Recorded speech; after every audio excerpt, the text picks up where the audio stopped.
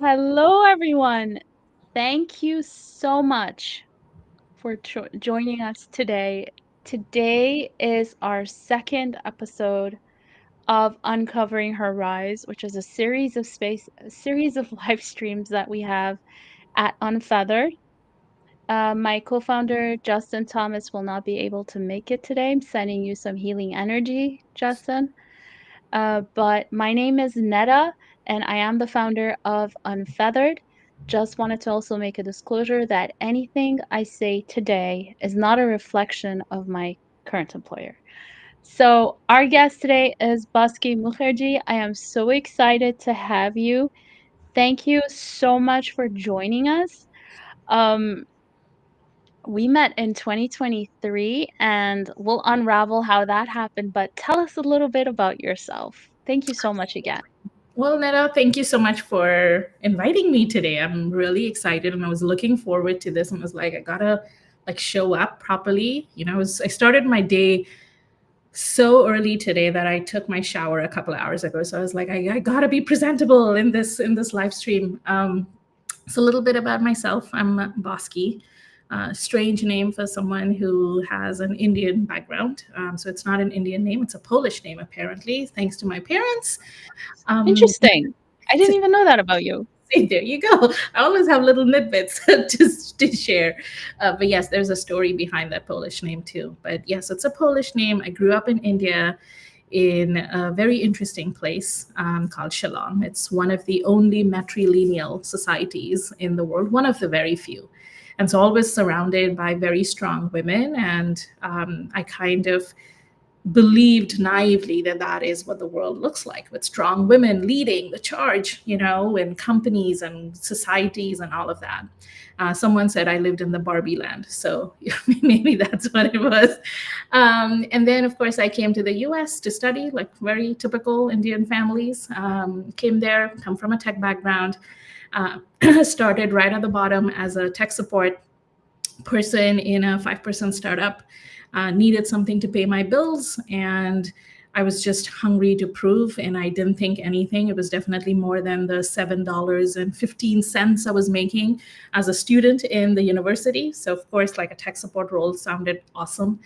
And then that kind of kickstarted and spiraled an interesting career over 23, 24 years. And I mucked around in lots of different things, mucked around in research, design, marketing, product. Pause. Don't give it all away one shot. Okay, so I did a lot of We're stuff. unraveling. Okay, did a lot of All right, stuff. Okay, let's pause. and yes, Let's pause a bit. Let's pause a yes. bit. How did you and I connect? How did you and I connect? Let me ask it from your perspective because I shared a minute and a half video to promote this live stream. Let's hear it from you. Something newer. Maybe your perspective. Should have checked out all of my email threads. I remember us meeting in person in this very beautiful, cozy place called Nero Cafe, which had waffles. I don't even remember the name. You remember that. Yes, I remember it Good. was on Seymour Street in Vancouver downtown, like Yale Town. And we both had waffles, like this uber complicated waffles with coffee. And you and I were connected. I think I was traveling. Like by the time You we had, were. yeah, we Yes, left from Canada, we were California. already settled in the US. I had come there for some work or something. I don't remember what it was. But then you and I connected. We had waffles. We talked a lot about just life, work, and a whole bunch of things. I think we talked about family. And yeah. And then I bid you goodbye. And then I think the next day or that evening was my flight, something like this. That's what I remember. I remember the waffles. I remember even taking a bite from your plate. Oh, I didn't know you like waffles that much. I So love it. I'll fill in the blanks. I Please. made a post about myself on LinkedIn, a video post, Yes. and then you responded to it. And then I think you said you were in Vancouver, and I remember also following you prior to that. This is in your product management days, and I really looked up to you and respected you. And when you said I'm in Vancouver, I was like, I gotta jump on this opportunity. So we set up a day and time and we met at the waffle place that you seem to love so much. The conversation was very memorable indeed. We did talk about that topic, but I just wanted to what we do in these series is we share people's stories and we hope that it will inspire a woman going through something, or we share nuggets of wisdom, and our hope is that Bosky's journey will ignite a flame within you because she has so much to talk about, and I'm so excited. So, you said you Mhm. started in you were born you grew up in India, you came to Canada, sorry, to Sure. US for Yeah. your studies. What did you study at school? Comp science. Surprise, surprise. Surprise, surprise. I wanted to become an architect. Really wanted to become an architect. And I even had a full scholarship in one of the best universities in India, like the best, JJ College of Architecture.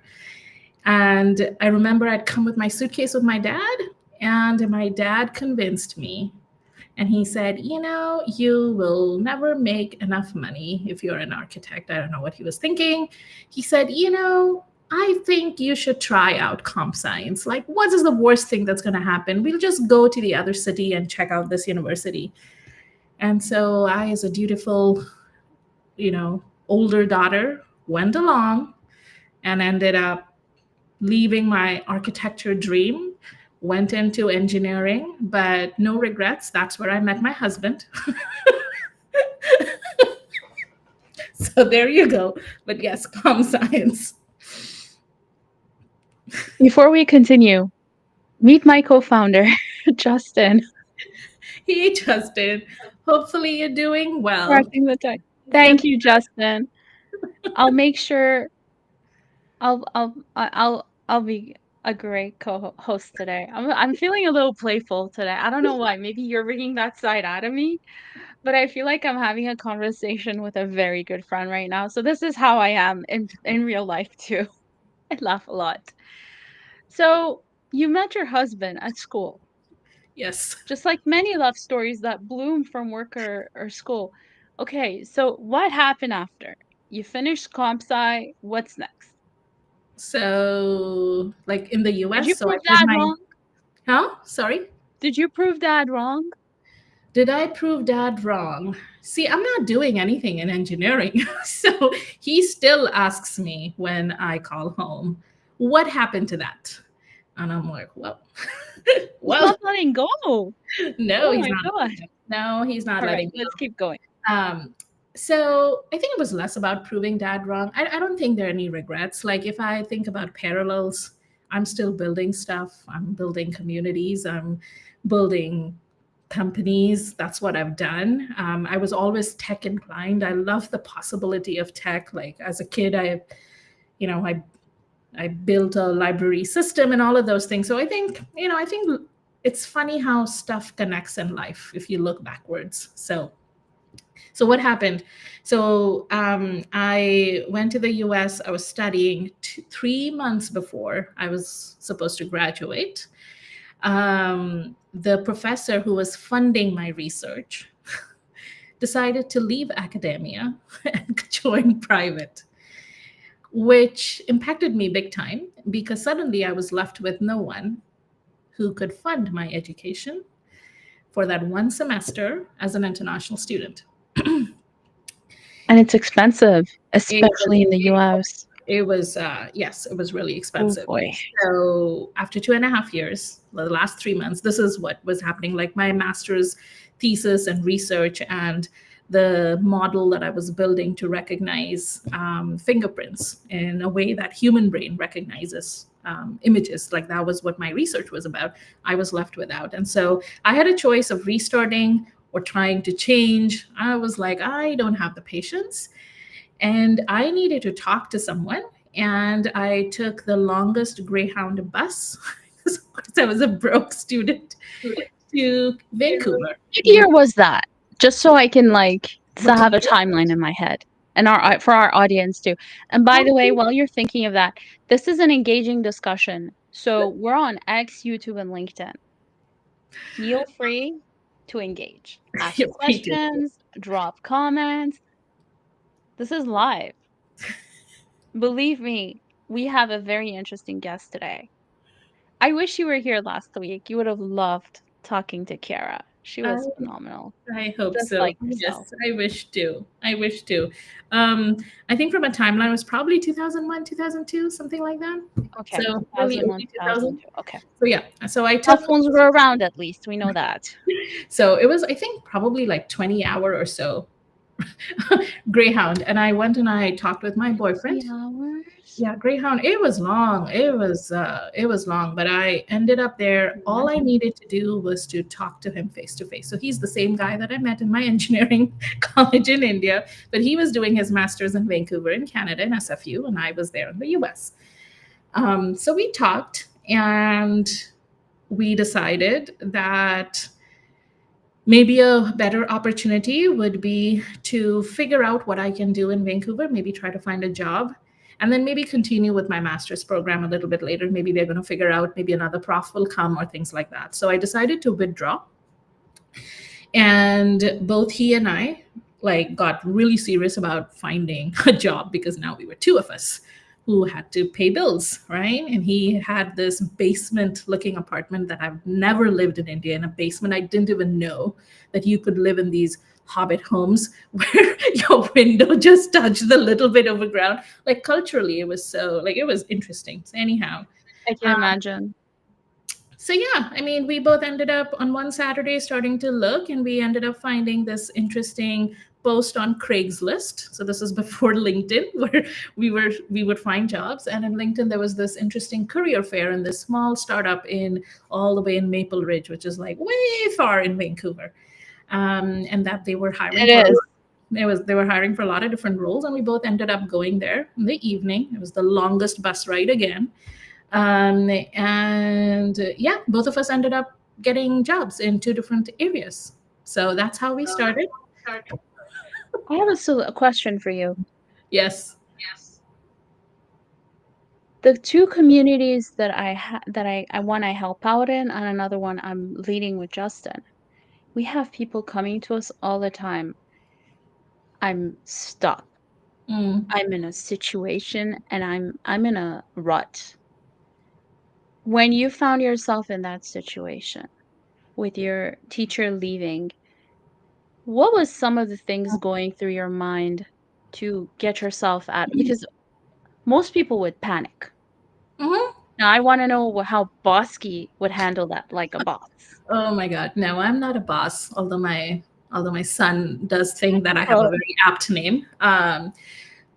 So I panicked. I mean, I panicked because when you are as an international student in any country, when something like this doesn't happen, it means your status in the country can become questionable very quickly, and then you only have X days to figure out. Um, I did like it was a journey to even leave India and come to the US to pursue an education because I had to like it wasn't easy from a family standpoint. So I come from a very, very middle class family. Like both of my mom still works way past her retirement age, and my dad is retired right now. And so we didn't come from like a very rich, uber affluent family who would just kind of throw in a whole bunch of money to send me here. And so for me, I think the thought was like, oh my God, I have to return back. Geez, like I did all of this. I fought with my parents to leave the country and come to United States, and now I'm just going to go back without completing that goal. Like, geez, what's going to happen? So I panicked. But I remember as a kid, because we had this financial constraint, my dad used to always tell me this one thing, Neda, because I used to complain a lot. I had a lot of uber rich friends as a child. And I would see them go on these fancy vacations and always have these new clothes and all of these things. And I would always complain to my dad. I was like, geez, why can't I? Why can't I? When will I mean, we lived comfortably, very comfortably, and my parents did everything to make sure my sister and I lived very comfortably and education and all of that. But yes, we weren't like, very, very uber rich people. And my dad used to always tell me, you have to stop complaining. That is not something that you can change. This is the parents and the family that you have. You have to learn how to figure out life and figure out things when you run into a problem. Like you have to figure out. And every time I ran into a problem, I had to sit down, like after the initial panic, to figure it out, which meant either break down the problem or try to like spin up all different kinds, flip the problem upside down, like all kinds of things, because that is what I had to do as a kid every single time, whether it was in school, whether it was, from school to college, college to US, US to, whatever happened. So I think at that point in time, I was like, okay, so one option is I have to return back. That is option number one. What is the other options? So, lots of post-its. I sat down, I talked with my boyfriend, now husband, and we were like, okay, we need to come and talk and figure this out together. And so that's what we did. And I was like, okay, that's not the end. I can always go back to the US another time. It's not the end of the world. Like, what is the worst that could happen here? Right. So I think for your audience, one would be figuring it out, like always being able to figure out the problem and unpack the problem. That also helped me in my career. And the second thing was thinking about what is the worst case scenario that can happen. Am I in the worst case scenario or am I in a better situation? And I think that was also helpful from a perspective taking, because then I could feel like, okay, I'm fortunate enough that I'm not in like the worst place. This is a solvable problem and I can solve it. And that's what we did. I came, we're like, okay, see, now we both ended up getting a job. And then we'll figure out from there. We got married, figure out what's there. And sure enough, our US dream came true, where we went back after a few years and we're back again. So, yeah. So there's someone on X that said, when you talk about a problem with someone, actually, this was from her father, it's the problem, it gets divided in half. Mm. Mm. Someone else I met during my last trip to the US said, and this is the second time I bring it up in the live stream, imagine the problem as an elephant. You're not gonna eat an elephant, right? You're gonna break it down, okay, or whatever you wanna eat. Let's say you're Joey Tribbiani and they put a big turkey in front of you. You're gonna eat it in bites, right? Yeah. So you did some product management, right? You were in tech. You did, I'm sure, project management because you said you've done Oh, pretty yes. much everything. Yes. I would like us to kind of infuse some of that philosophy of Mm. agile into our conversation today, especially Mm. when it comes to solving life problems. And I know as a woman too, we look at ourselves, we put a lot of pressure on ourselves. And I would like us to also like have this conversation to help other women because I've been there too. Yeah. I've been there too. I lost my job and the sheer panic Yeah. was Yeah. like I didn't know how to think. So step one is accepting the problem. Well, mourning whatever is coming your way. Acceptance is number two. Third is gratitude for what you already have, because when you come Mm. from a place of gratitude, you're able to, plan better and then start planning your next action steps. And I believe also when you're going through something like this, just like you connected with your, you know, boyfriend, now husband, don't do this alone. That's where community comes in, right? Yeah. All right. So you moved back to Vancouver. What happened there? Like you worked for that company. Anything interesting happened there? Yeah, a lot of interesting things. Do tell. Spill I, some tea. yeah, I mean, geez, I did not like that job because I think a part of me, like, I knew I was capable of doing something much more, and here I was answering customers on the phone about passwords being forgotten, right? Like, I mean, it was just. So I think one thing that was interesting that happened was I think about 3 months, 2.5, 3 months in, I saw an email coming out from the company. It was like 5, 6 person. It was like a really small startup. And they were looking to hire a project manager, their first project manager. And I was like, what is this? I was like, there is a manager in the title. Definitely better than tech support, but what is it? Money is more, but what is it? And obviously, like, we're talking about like 2003, like 2, 3, right? Like the world was very different, right? And I had no idea, but I kind of read and I was like, okay, you have to plan, you have to do this, you have to do this. I was like, okay, I've done a lot of these in schools, like for our projects and for all these initiatives that we had as girl students in our school. I was like, okay. And I was like, okay, what do I do? It's just been 2.5 months. And culturally, I come from a place where you couldn't just kind of go and talk to like managers and supervisors just like that. Like I was still trying to adjust culturally to the North American work culture. Um, Maybe it helped not working in India, so I really didn't see, but I kind of knew enough in the Indian context of how things happen because I used to hear conversations from both my mom and dad. But anyhow, I went to my manager, I printed out the job description, and I said, Monica, name was Monica, I still remember this. I said, Monica, I think we are hiring for this. I want to do this. That's it. And she's like, well, but you already have a job. And I was like, yeah, I won that. And she's like, well, About being a go-getter. What'd she say? and she's like, well, we have to talk with Josh and we have to talk with, like, I still remember the names. We have to talk with Josh. We have to talk with Jim. And I'm like, yeah, happy to talk. And she's like, do you know what is needed? I'm like, no, but I'll figure it out. And yeah, we three had a conversation in the lunchtime and they didn't have much faith. And I said, okay, I will do this job till you find the person. Let me do the job till you find the person. And for me, I think looking back, I think that was a really smart move because I went in with zero expectations and I just soaked in and I just jumped in wherever. I mean, when you're working in a 5-person startup, you're jumping in anyway. Exactly. But not having a kid helped because I could just give in all of my hours and I was really hungry. Like I was so hungry. And so, yeah, they never hired anyone else. And I ended up becoming the in-house project manager. And then I pushed for product manager role and I ended up getting that. And eventually the company went bankrupt.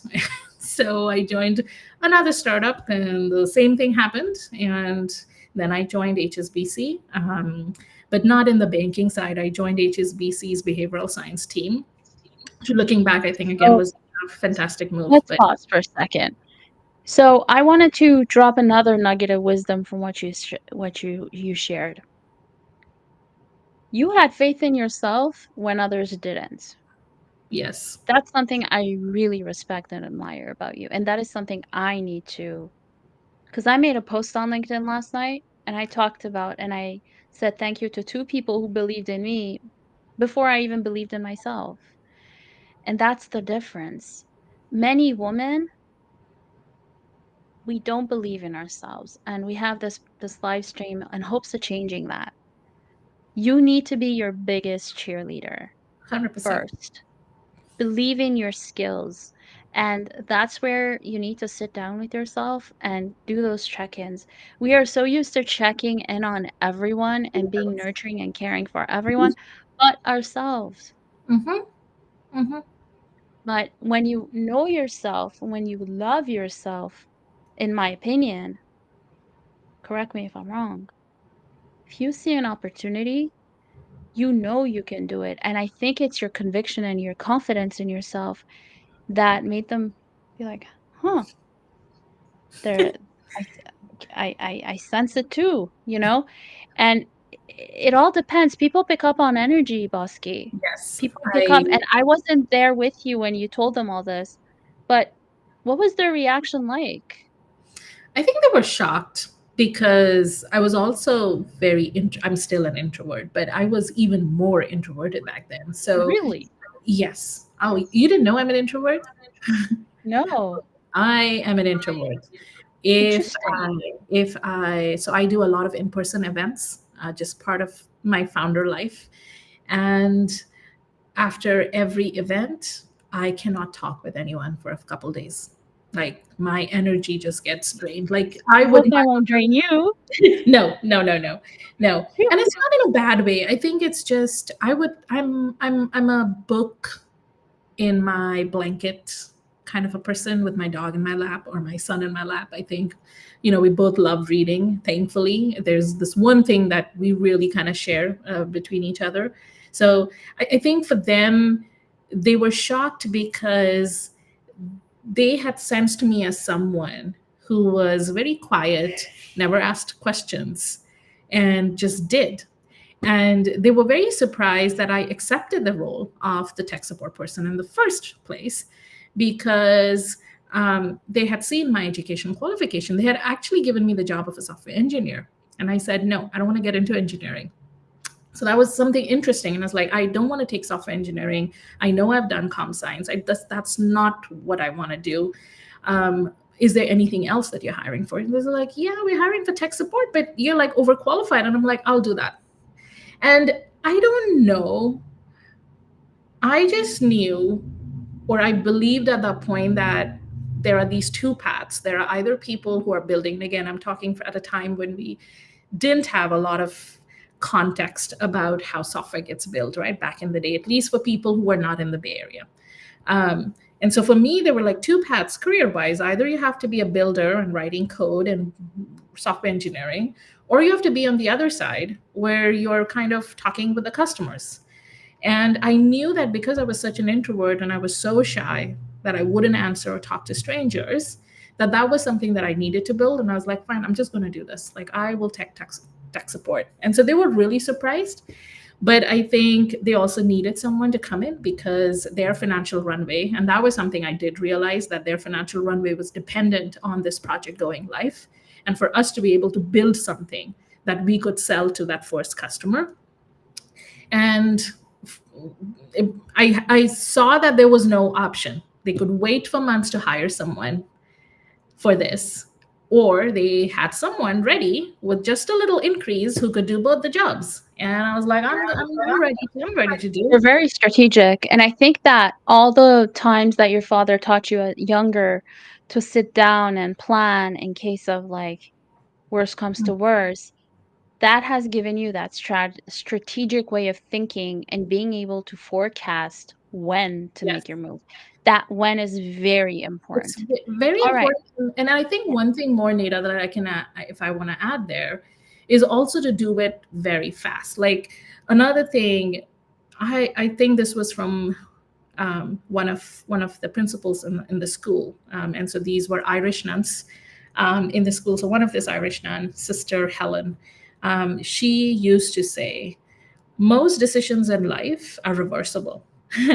And she said, the longer you're going to take to make a decision, you're either going to lose the opportunity, it's going to go to someone else, or you're going to just spiral yourself into thinking about all the things that may or may not happen. And so think of it like, okay, what is the worst thing that can happen again? Just take it and just say yes. If you do, like, do some thinking, take it, and then you can always kind of go back. So I think for me, I was like, okay, what's the worst thing that can happen? If it doesn't work out, I still have my job as tech support. But if something does happen, who knows what'll happen, right? Like, out of this, like, at least it's a step up from my current place. And so I think that was like a lot of things, I think, and I think growing up in Shillong, where I saw so many women kind of lead so courageously and happily, I think that kind of helped. Like, I did not ever feel like, okay, I'm this woman and so I cannot do that. So I think that was really helpful conditioning. I think a very helpful conditioning growing up. You're a risk taker for sure. But Oh, yeah. I think we're just, uncovering a piece of your story because there's so much more to it. Oh, yes. What happened after that startup, unfortunately went bankrupt? Yeah. You moved to So another startup. What I happened moved there? to another startup, got a product manager Year-wise, role. what year are we now? Which year? Geez, I don't remember. Like 2006, 7, maybe, around something Okay. like. We fast forwarded 6 years. Okay, at least 5, 6 years. Yeah, so maybe 2006, 2007, I joined another startup. It was a little bigger startup. They were in a services space. They were trying to experiment with whether they can start commercializing services as a product. And again, this is at a time where product management wasn't popular. And so, yeah, I went and I pitched again. I knew that this is the kind of work I want to do, like the product work. That was kind of interesting. But I also loved the marketing side of things of product. I also loved the commercial side of product, which I am just glad that I ventured into those places. Like I was this weird enough person to like all of those things. I wasn't like a typical PM. If I look back, what I mean by a typical product management role is where you kind of just focus with engineering, kind of write requirements and get it done. I was more of like, okay, I'm going to own this whole thing and I'm going to see it to the finish line commercially. I'm going to make sure that this brings money to the company. And so I went and I pitched and I kind of mapped out in the whiteboard to the CEO, and I ended up getting hired. But I don't think that that was the right opportunity. The kind of product was so technical that I don't think that it was right for a person like me, who I think is more of a generalist. And so I started kind of losing the interest, and I started looking for different opportunities, and I started interviewing and all of those. I still have great relationships with the CEO even after all of these years. And at that point, I had, I think, 7 offers from different companies. So we're talking about a very different time, but I ended up having 7 different offers, and I ended up joining HSBC. And for me, the biggest decision was that it was a very different role. It was completely ambiguous. It was leading the behavioral science team and leading the future of banking more on customer experience side. So completely different. But I think the behavioral science really made me interested. Another nugget of wisdom: you can recycle your experiences. What I'm trying to say is technical support, I did it. I did it for many years, actually. The communication skills that I got, because there is a little bit of customer experience in there too, right? Repurpose the experience that you have. Yeah. And even if you did a role that you didn't necessarily like, you're able to translate it. I know someone who did, I know actually 2 people. One worked at, Danny Thompson worked at a gas station. I also have another friend that used to do gas station. He was a manager at a gas station, and now he is the VP. My friend, he's the VP of a telecommunications company in Wow. Montreal. Danny Thompson is the director of technology at this dot labs. So all the experiences that you've used, They you can compound. repurpose and transfer it and translate it correctly, 100%. excuse me, I have. towards your new role. And I'm sure you did that too. Yes, I don't think I realized it when I was doing it. I think that is what makes it hard, because in the moment we get so fixated in trying to kind of get to that next place or trying to make sense. I think looking back, yes. And to your point, I think every skill, every experience that you get in your life, they compound over time. And to your point, it's really important to see how can you have spillover effects from your skills, because that's what allows you to kind of expand the breadth. And that's exactly what I was doing. I kept on kind of adding. Instead of going deep, I actually was going broad, which is interesting. And I think You that weren't the typical T product management, right? I was not a T product manager, but I was a T-shaped skill set, if you think about it. So, Interesting. I had strong, like if you think about the T-shaped, if you think about the bar, the vertical bar, I had very strong commercial skills. So that was really important, like really being comfortable with commercializing initiatives, really being very comfortable about understanding the business side of things, the money part of it, the P&L. And I think that came out of survival. Like after the first company went bankrupt, I was like, this can't happen. My US, I was like, geez, this prof goes away and the entire money goes away and I'm left in this lurch. Like I have to start seeing this much before so that I can protect myself. So maybe it was like a survival mechanism that was like, I got to understand this money side, because that is the world that we live in. Like, every company is Yes, making of money. course. So I have to understand that. And I think that was the piece that I had to figure out very painfully. So that was my T. And then on my breadth, I had like all these different functions. And so by the time I started advancing in my career, I was like, oh, I can do this, I can do this, I can do this, I can do this, I can do this, pretty much every single function in the company, which then helped me kind of become the president of the company many years later. So I wasn't a T-shaped product person, I wasn't a T-shaped designer. But if you think about in a company where you could put me, I was T-shaped. Like you could put me anywhere in the organization. That's a way of thinking, and I'll explain. As okay, so when you were telling me, and I think many women do this, including myself, we think that we must, and men are not like that. That's a quality they have, and I wish we had it more. More women were like that, where we need to we need to check most of the boxes. So we say, I belong in this role. Yes. But when you have your self-belief and you check, that's why you said, I check off many roles, Mm-hmm. because you looked at your inventory of skills. Mm-hmm. And most of the time, what will open the door for you is your attitude, it's your mindset, it's your confidence. Yeah. How much do you believe in yourself? That person in front of you or that CEO, I went to a space um, about there were people, crypto builders that were pitching their startups, and a CEO of an AI startup was saying the following, that VC capital you see in front of you, they're another person. Yeah. They have interests. They have interests in soccer, baseball, so on and so forth, just like you. Yeah. They're human. Stop glorifying these people because of their titles. 100% And made up. Like, and I think not only do we glorify people like that, we also look down on ourselves, and we believe that we don't check every single box, therefore we don't belong. And that's such a shame. that is, Because and I'm 100% like, women, as women, we are extremely hard on ourselves, because you're right. Like, if we don't have 100% of those requirements, we will never think that we are, like, we will even be considered. But this was, I think, another thing that one of the sisters in the school, so another Irish nun, she used to, so we used to have these big leadership programs that uh, even as like 6-year-olds, 7-year-olds, we had these Irish nuns who would come in, and we would basically be involved in like a lot of like societal projects and things like that, whether it was old age homes, orphanages, shutting down the zoo in the city by writing letters to all the politicians. Like, we've done lots of crazy stuff as like little girls.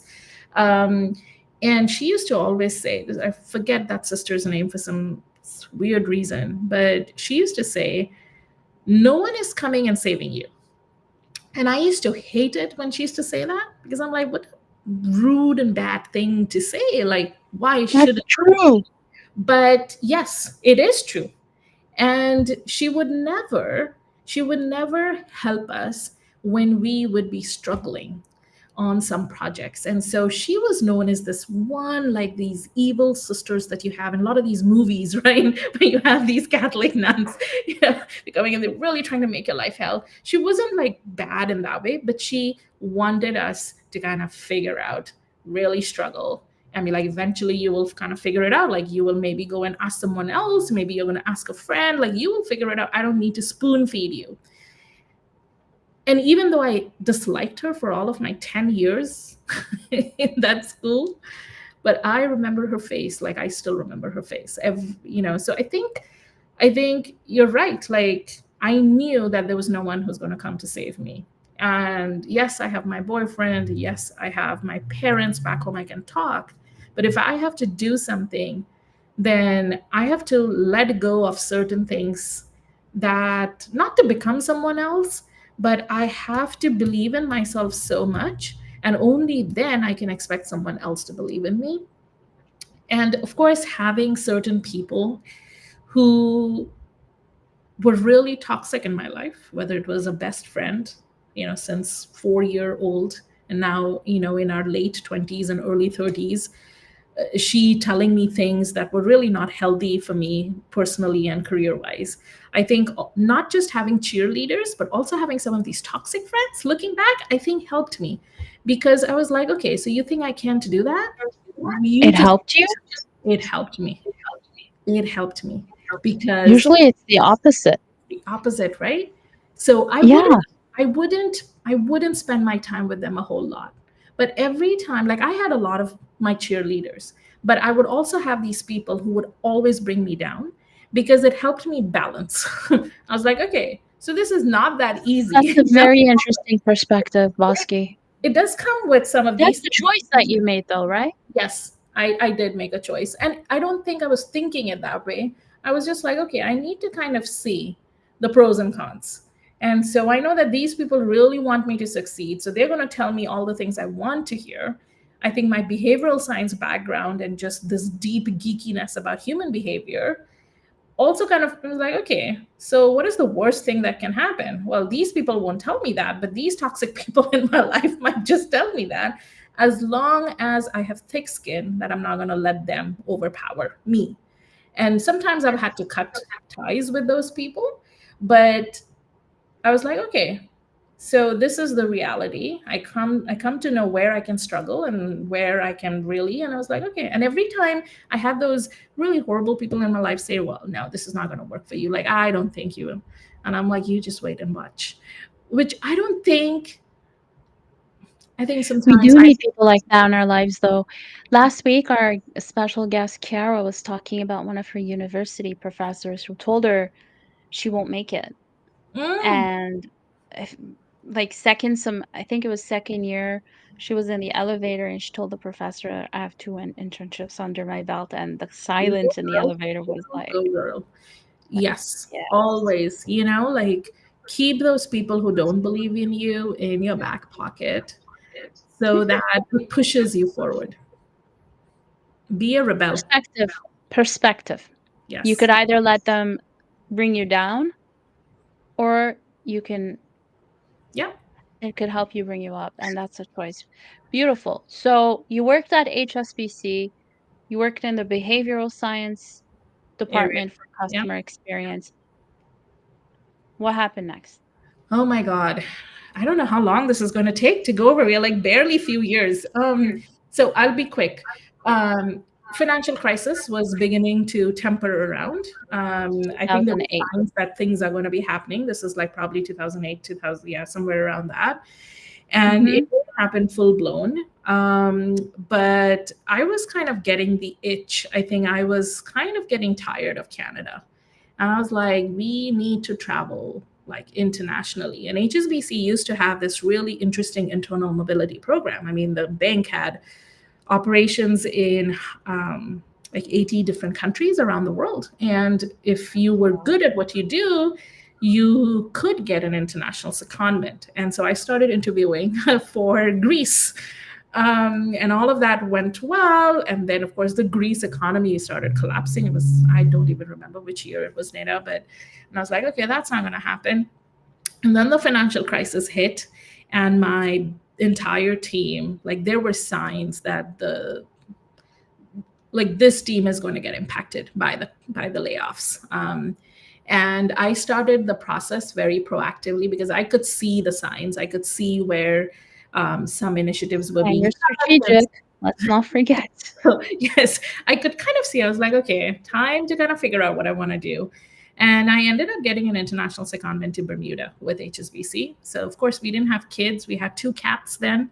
And I convinced my hubby dear, I said, you got to leave your job and we got to move to Bermuda. We're going to have a private beach and all of that. And so, yeah, we went to Bermuda. I was there with HSBC Bermuda for 3.5 years. My husband also ended up getting another job in Bermuda with another company, and then he ended up joining HSBC as well. And then we were there for 3.5 years. And then it was like, okay, what is next? We can't be here forever, even though it was an awesome place.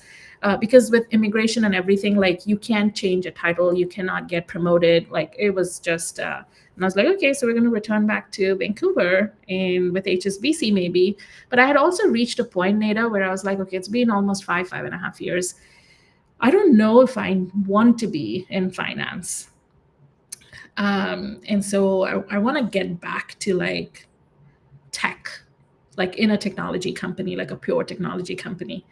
And I was like, okay, something has to do, like, and it was really hard to apply for jobs from Bermuda because no one would consider you, right? Because you're like out of the country in this little teeny tiny island. So anyhow, Right. Everything was working out where we had started conversations with the relocation team and the bank to get us moved, and we had started packing everything and all of that. We're like, okay, we're going to pause this a little bit because we do need to make a trip back to India to meet the parents, and then we'll resume all of the move logistics for the new year. And so, yeah, we went to India on our last day. I think it was like a 3-week time off. And, we were just going to leave back to the airport. And I started the computer in my dad's office. That's old modem with that pesky sound. Like it's like so ancient. That took forever to like even open up and check my email. And I saw an email from Atlassian that they finally decided, like, okay, Bosky, let's kind of have a conversation about a role, because I had been applying for to that company for 5 years and nothing happened. And here I was like, what? Like, you're persistent, aren't you? We're planning to move back to Vancouver. Now an opportunity here in SF. So I was like, sure, I will talk. And destiny, sometimes like when things have to work, they just work. And as I was checking my email, I said, Costa, like, you should check your email too. And he's like, no. And I'm like, just check it, right? Like, we haven't checked our email for like so long. Like, just check it. And he checked, and sure enough, he had an email from someone that he used to manage way back when, now reaching out to him for a potential role in the Bay Area, saying like, hey, would you like to at least talk? And I was like, okay, this is a sign. This is Can't be more obvious than that. I'm like, we got to pause this move. Like, we got to figure it out. And so, yeah, for the next 6 months, we figured out. And instead of going to Vancouver, we just dropped in a little short in the Bay Area. And I joined Atlassian, and my husband joined another company. And I was there with Atlassian for a few years. That's where my son was born as well while we were here. Let's pause. This isn't okay. So much to unravel right there. Just that fork when you're at a period in your life where you have choice A and choice B. Mm-hmm. I'll be kind of going through that very soon myself. Mm-hmm. And I've been, as you were talking, I'm selfishly asking for myself right now. Yeah. Go ahead. How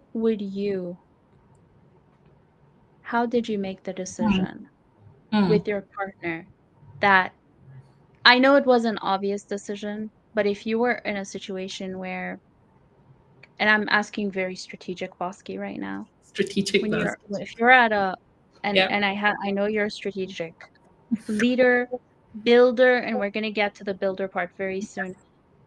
How would you handle, choices? 2 different countries, 2 different ways of life? Yeah. You're at that moment where you need to make a decision. Yes. How would you think? So I have this mental model that I've used forever. I don't know how I got to it. I think it was probably one of those natural progressions, but something that I've done and I've used, and it's changed over the years, but it's one is not to confuse, not all decisions are equal. What I mean by that is a lot of times I've found that I would compare apples to oranges, which is not fair. What I mean by that is, let's say it was about, okay, should we move to, okay, so in this case, the choices, what are the choices, right? One choice is to go with the plan A, the original plan, which is to return back to Vancouver, and then maybe HSBC or join another company, like find another job. Second one is, okay, move to SF. Moving to SF and moving to Vancouver is apples and oranges, because moving to SF cannot happen unless and until both of us get the job or one of us get the job. If I was comparing the 2 decisions of moving to SF and moving to Vancouver, then I was actually making a wrong, like my options were wrong, and it would never give me clarity in my decision making. So what was the choices that I had to consider when thinking about this problem? Moving to Vancouver, going ahead with the interview process on Atlassian. And if Atlassian happens and pans out, Then we can talk about moving to Vancouver versus moving to SF. So sometimes a lot of, I think I find that I've done this, it also comes up a lot of times when I'm coaching women, is that we start to compare the present situation that we are in with some future decision that hasn't even panned out or matured enough. So it's like could be with what I have. And so it's really important to think about what are the two things like in immediate reality that I am having to make a decision about, because then your decision becomes simpler, right? For me, at that point, it wasn't even about thinking about the logistics to go back, like visa, US, or does my husband get a job? Do I get a job? No, it was simply to say, okay, instead, like we can pause the relocation for some time because that is a flexible option I have. The next And the thing, most logical choice. right? Yes. And all I need to do is to go through the interview process and see if anything pans out for me or anything pans out for my husband. That's it. That is the only decision on the table right now. And so it is about reducing the number of choices and at least comparing apples to apples and not apples to orange, because then you'll never be able to make the decision. And so for me, I that understand. helps, right? And the second thing I think Yes. that from a decision making, when you are in a fork in a road, is always asking yourself, like, what are these two or three non-negotiables for you right now? And knowing that those two or three non-negotiables can change over time. Like for me, I got very stubborn with two, three non-negotiables that I had when I started my career. And I would be like, no, those were important to me. So these are my value system. No, sometimes they change, right? When you get a mortgage, You need to be flexible with your life and yourself because right? you're self-actualizing and growing as well. Yes. 100%. So I think identifying those two or three before you evaluate any of those right choices. And then you can make it complex by weighing all of those choices, depending on which of your non negotiable is more important to you, because not all non negotiables are important at the same time. So Mhm. I think if you go like full, like from a process standpoint, the second thing really works. But the second thing is only going to work if you are comparing the relevant choices. If you're comparing something that has distant possibility, then you get so much Yes. down spiraling, thinking about something that you don't even have to decide right now. Does that help? That helps a lot because this is going to connect perfectly to the next segue, which is your son, T, Mm-hmm. Mm-hmm. his birth. And I Mm-hmm. remember you told me that and that really touched me. Can you tell us a little bit about that? Yeah, happy to share. So I will Thank keep it you. at a high level here. Of Um, course, of course. so yes, so when we were in the US back in the day, so this was probably this was 2014, and when I was pregnant, the pregnancy happened without any problem. My husband and I often joke, was like, gee, we thought it's going to take some time, and look at us. This is going to be like so fun. And of course, not everything is always as good as it sounds. And so in one of the ultrasound appointments, I remember that they sent us to a specialist ultrasound because they were like, well, we can't see everything very clearly. And that was probably around my 19 weeks of pregnancy, and they did the anatomical scan. And it was April 19th, 2014. And they told us after like the whole day of ultrasounding, if that's a word, that Tanish had a congenital heart defect and he would need an open heart surgery after being born. And we had a choice of either continuing the pregnancy or taking another decision. And so, of course, we did a lot of research and we asked a lot of questions. And the defect that he heard, even though it's very serious, the prognosis, if it goes well, was really high. So it wasn't one where you needed multiple and multiple and multiple surgeries where the heart was like 1/4 or anything. It was complex enough, that was scary enough, but it was something that these kids born with this particular kind of defect, they lived very well. And so we decided we're going to go ahead. And of course, when Tanish was born at 41 weeks, um, just life just completely changed because nothing goes as we thought, right? Usually that it would. And so, yeah, he had his first open heart surgery um, in the hospital. And it was so interesting because after 2 days, when I was discharged after giving birth, like I couldn't even hold him or anything, but we did walk over to see him because he was immediately taken away after giving birth. Um, and when I, like, it felt odd to come back from the hospital without a baby, right? And my OBGYN told me, consider yourself lucky. Like, you'll be able to sleep. All these moms, they can't sleep because they have to feed. And I'm like, that's like the worst thing to say. Anyhow, I mean, at that point, I don't think I was thinking about me or who was saying about me, because my mind was already there. And I think every person, like every woman who gives birth, immediately after birth, I think just like with hormones and with feelings, like it is a confusing place after you give birth. And for me, I obviously cannot compare it because Tanisha is only our first child. But I really wasn't thinking straight. It was very much autopilot. Like, okay, his surgery needs to happen. We got to kind of figure it out, like make sure everything's good. And so his first surgery happened. It was a long surgery, open heart surgery. It was probably like 16, 18 hours long. And, I didn't know that.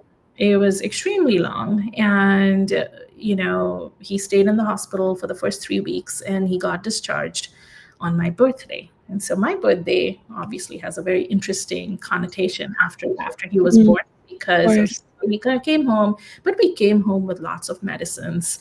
Like our entire house looked like a hospital. He came home, and in a couple of weeks, he went into a cardiac arrest. And he was just 4.5, 5 weeks old. We rushed to the hospital again, and no one knew what was going on. And after another 2 weeks or so, they started telling us all kinds of things. And I think my trust really started eroding. My husband and I started like really fighting for seeing the paperwork, seeing the lab reports, seeing all of this, because again, under HIPAA and all of this, like it's crazy, right? Like, it's your child, but you cannot see any of those, especially if there's something wrong that the hospital did or someone did. Right. I think everyone starts protecting it. But I think there were enough things happening where we started kind of having conversations with other doctors and other surgeons. We're like, okay, what is going on? And even though I haven't studied biology, you can understand when 2 plus 2 is not equal to 4, right? Like your motherly instinct kicked in, right? You wanted to protect your child. And I don't want to make you feel like to go back and no. relive those memories. I'm telling you the highlight reel of this. And Okay. and yeah, and so I still remember it was October, so we had already been in that hospital for the second time now for quite some time. Tanish, was in a very bad state. And in the morning, where they do these rounds and they start kind of going, and I was there. I think Costa was parking his car. And so he was in there. And as they were doing the rounds, they're basically talking about discharging us. And they're like, oh, we still don't know what exactly is happening with, the anatomy of baby Tanish. And so, but he's in a good place, and we're going to send you home with aspirin and this and that. And I'm like, aspirin for? They're like, oh, with blood clot and blah, blah, blah. I just lost it when the surgery team said, we don't know anatomically what is happening with Tanish, because I'm like, you've been following me since I was 19 weeks pregnant. You were the one who did his surgery for 18 hours. Now you're telling me you don't know his anatomy. Like, help me understand. And I was so beyond agitated that I lost my freaking cool. Like, forget the introvertedness, forget everything. And I was like, I don't understand. Like, do you guys even know what is happening? Do you guys even know what you're doing? And by the time Kostov came running, because I was literally yelling at the top of my voice, I can imagine.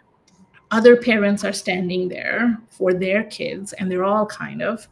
And that's it. When my husband came, I said, we need to transfer him from this hospital. I don't think we can go home. Like, this is not. And so at that point in time, my husband called Stanford. Of course, we can't, as parents in the US system, you can't just transfer. The hospital has to initiate and say, we cannot give the care. And so I think Stanford can. That's not going to happen. Insurance was in a weird wizzy, like, okay, what's going to happen? Like, insurance has to get approved. They have, like, US healthcare is complicated compared to Canada. I can imagine, yes. I called in to my company, lots of calls happened. And by, I think, in the evening, like maybe late afternoon, finally we were able to get him moved. And we got him moved into Stanford. And they were kind of checking all of the test results and everything. And they're like, okay, we're not going to do anything. We're going to basically see everything tomorrow. Like Tanisha's had like a long day, kind of going to keep him stable.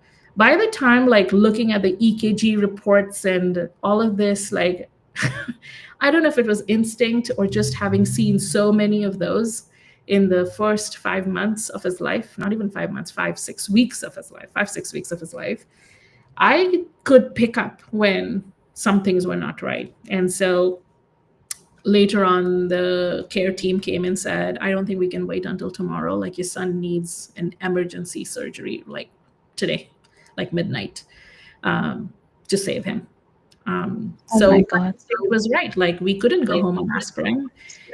And so we're glad that we were able to do that. And so immediately that night, he had to have a second. And since then, he's had four. And he's 11 years old now. I've heard you talk about him, and I'm so happy that he's with you. I think that he has inspired you in so many ways, and the apple doesn't fall far away from the tree. Because we're gonna get into SheTrailblazes shortly and PM Dojo. But tell us a little bit more about him. Because when you told me about him, I he's a very special child. He is a special one. Yes. He's a special one who tests my patience every single day. And he's also someone that I could go and fight with a bear. I think every mom would say that for the child. Yes, he's a very special kiddo. Um, I think he's extremely strong willed. And I think a lot of people, when they meet him, they'll say, oh, you're so strong. And just like me, he hates being called strong because you don't have an option not to be strong when you've been given, this as a life. Like, if you can't be strong, you're not going to be able to pull through. So I hate it when people say, oh, Tanisha's so strong. Oh, you're so strong. And I'm like, I don't think neither of us had any option but to be strong. So I think, yes, he is extremely strong. I think he has a very different perspective of looking into the world. He is extremely, extremely, extremely passionate about making it better for babies and children who have been born with congenital heart defects, to the point where he doesn't like birthday gifts and he raises money for that cause. In his last birthday in August, he raised $2,000. So Really? Yeah. So he goes and donates He's that. growing. Yes. So yes, I mean, he went and I think they're doing some donation drive in school as well, and they had a homeless shelter, and then they had something to support families whose kids are in critical situations in the hospital.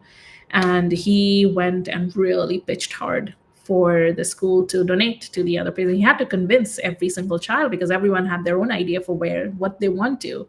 And not everyone connects with sick children because that's not what you see, but you do see homeless. And so he was so passionate and he gets so emotional about that cause that he started crying. So he really wants to do, like, that is his cause. He sometimes talks about becoming a cardiologist for kids. And You didn't mention that to me. I think this is newer information. I mean, he's growing and he's having all of Yes, these. of course. He's thinking about career and he's going to ask me, like, okay, what can AI not take? And I'm like, I don't know. I don't know. So I think, yeah. And then, he started his candle business. So that is something that he does. And he puts in X percentage of profit I bought 2 candles from him for my friend in San Francisco. I know you did. And he was so happy to see that. So, yeah. And, he's he plays piano, and he has something called perfect pitch, which I think 1% of the population have. I'm not musically inclined, so I don't quite understand, but it is, I think, something that Charlie Puth also has, where if you hear a sound, even if it's like a tap or a rain or a bark or someone talking, you can know what that note is. And so it's a special talent. So he's very musically inclined. So he does his recitals and everything, and he mixes stuff up, and he changes his, like, Tell me about some of his startup ideas. Sorry for interrupting some you. of his startup After ideas. this, because I'm like Oh, I've been talking about him a bit to my friends, but it's something else when it's directly from the source. directly from the source. I think he has quite a few different startup ideas. I think once he pitched to me that he should How old is he basically now? He's 9? He's no, 11? he just turned 11. So he's in the double Okay, digit and heading towards tweens. Or he is a tween now. Yeah, he is a tween. Which is, handful. oh my God. Um, I think he pitched me that he would become my design team. And because he doesn't like my slides, which is, I'm like, seriously, just because my slides doesn't have all these jumbo colors and jumbo fonts and jumbo animation, like, but he thought my slides were really bad when I was pitching to companies. He offered me, that he would become my design agency and that I would pay him Does 1 he million. charge you? He said that yes, he does charge me, but he said that I should hire him for $1 million, and he would help Oh, me make 1 billion. So a great ROI. So that would indeed. that was his one pitch. I think the candles is another thing. He also is thinking about buying SheTrailblazes when he grows up, and I'm like, nah, not selling it to you. What else? He also built something in Lovable. So that is there. He wants to make a library with all books. So that's kind of interesting. He also wants to do something for ocean and kind of save the planet. He also wants to start a company to help reptiles. I'm like, reptiles, like, I'm I like, love this. I know 3 parents whose children are like T. Like, oh, they love to build, they're curious, and what is the advice you would give them? And they're so bright and creative. yeah. Advice to parents, advice to kids, Both. both. Oh my God. Because you're a builder yourself. And I Yes, see a lot of your son in you. Like, yes. and I'm sure his father is exactly the same. Oh yes, we are builders. Like this family is builders, and so I think that's. I think an advice like open up, like give the kids, this is for parents, I'm sure parents do this, but it was hard for me to do because I also come from a cultural background where academics was really important. Like there was nothing beyond academics. And something my husband and we've been very particular about is like, yes, he's good in academics. I'm not going to make him do homework or math every single day. Like if he wants to spend the time building and making stuff and imagine, let him do that, let him enjoy. And we're going to expose him to a lot of different options, and then he can pick what he wants, so but we'll nudge him, we'll be like, try it. Like sometimes Tanish will say, well, I don't want to, I don't, I'm like, try it, so he went to like jiu-jitsu. He was like, no, that's not my thing. And I'm like, okay, try it 3 times at least, because there is a rule of 3. I said, try it 3 times. And if you don't like, I promise we won't go there. So I think an advice for parents would be, or maybe a quick tip. I don't think I'm experienced to give an advice on parenting, but eh, m- m- help them see different options so that they can pick. Um, don't solve all the problems for them. Let them figure it out, even if though it feels like it's very hard to see a child fall, cry. Sometimes it's okay for them to figure it out. And I think it's a really important skill to figure it out, especially in the world we're living in. It's going to become more nebulous and more ambiguous by the day. And it's going to be so Maybe that important. sisterly nun instilled that in your mind. Probably, probably. Keep going. Sorry to interrupt. No, no, no, absolutely. Um, and be the biggest advocate for your child. Uh, never feel that you cannot question the doctors. Never feel that you cannot question the teachers. Fight for what your child needs. You know your child better than anyone else, and do that. And so I think that would be the advice for parents and for kids. Your parents are not perfect. Oftentimes, if you're the first child, your parents are learning along with you, and so just give them a chance, right? And and talk to them about feelings and emotions. And I think this goes both ways to parents too. Talk about feelings and talk about emotions, and especially if you have a boy child, please talk about feelings and emotions. I don't think anyone needs to be a macho. I think it's so important to normalize talking about feelings and talking about emotions and talking about some of the hard topics. Kids know a lot more than we think they do. And Especially in this day and age with all this tech around us and oh social yeah. media I mean, we and don't have, devices. Tanish is not on social media. We don't have devices for him, but he goes to school and he hears from other kids. Um, Mhm. but so eventually, whether you talk at home or not, they are going to hear things, and and so it's important that you have that kind of an environment at home where you and the kids are open enough to talk about any topic, right?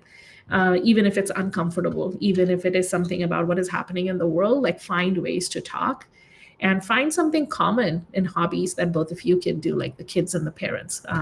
Recently, T and I have started podcasting together. And so, so You have a podcast? yeah, we have a podcast. I mean, we What's just it had called? Mom, Can We Talk? Really? That's the title? Yeah, Mom, Can We Talk? Mom, Can We Talk? We put it on Spotify. It's only audio. But So we had our cute. first episode where we talked about conflict. And then the next, we're talking about entrepreneurship, and we're going to talk about friendship. And we're going to talk about strict parents, which he thinks I'm strict. I'm stricter than my husband. He's going to talk about, I'm how, having a hard time imagining you being like, strict. he's like, he wants to talk about growing up with parents who are very busy at work. So I'm like, okay. Talk about vocal. So let me pause a bit. You were talking about his medical, the intervention that you made. And my mom is exactly the same. Um, but fast forward many, many years into marriage with my dad. When my dad was in the hospital, she had to intervene. Hmm. Like, you fight for the ones you love. And that's why, like, women, I love that about us. We care and we are fighters. Yes. We don't give up on someone when we love them. And I'm not a mother and I'm not married. So I cannot imagine what you went through and what my mom went through, even though I was with her. Um, we fight for, well, you fight, you I and my think, mom and other women fight for the ones we love. yeah. And I think that when we're in that stage, it's very important because I've been through my it's not as, you know, I don't want to compare, but it's what you went through and my mom is very different. But I've been through other situations that are hard. We need to give ourselves some grace and be nice and kind to ourselves because when we're in that situation, when we're fighting, we need to be able to fuel up. I don't know how to Yes. explain that, but you said you don't like being called strong, but to be strong-willed, you Yes. also need to spend time with yourself, but also Yes. be around people that can fuel you up Yes. to You have to keep fill your cup. going. Yes, you have to fill your cup, and it is important. But I also, I think this happened with me, and I also hear this a lot with other women, is that when we get into that rock bottom stage where we are fighting for our loved ones, then the last thing as women we do is remember about taking care of ourselves, because oftentimes it feels like you are in an autopilot where you're just kind of going through the humdrums because you have to ensure someone's survival, right? It's like fight flight, if I were to put a very simple layman terms. Like for me, it didn't matter that I had just given birth. It didn't matter I was bleeding crazily. It didn't matter I was in all the pain. Like I wasn't thinking about any of those. It was only after the whole day standing in the hospital in the ICU when I would basically sleep on the floor. I would be like, oh my God, like what is happening? My entire thing is like all over the place. Like I can't sit, I can't do, and I'm pumping every like 20 minutes. But at that point of time, like I wasn't thinking, I didn't even go to a doctor after giving birth for the first 5 years. Like it's crazy to think about it.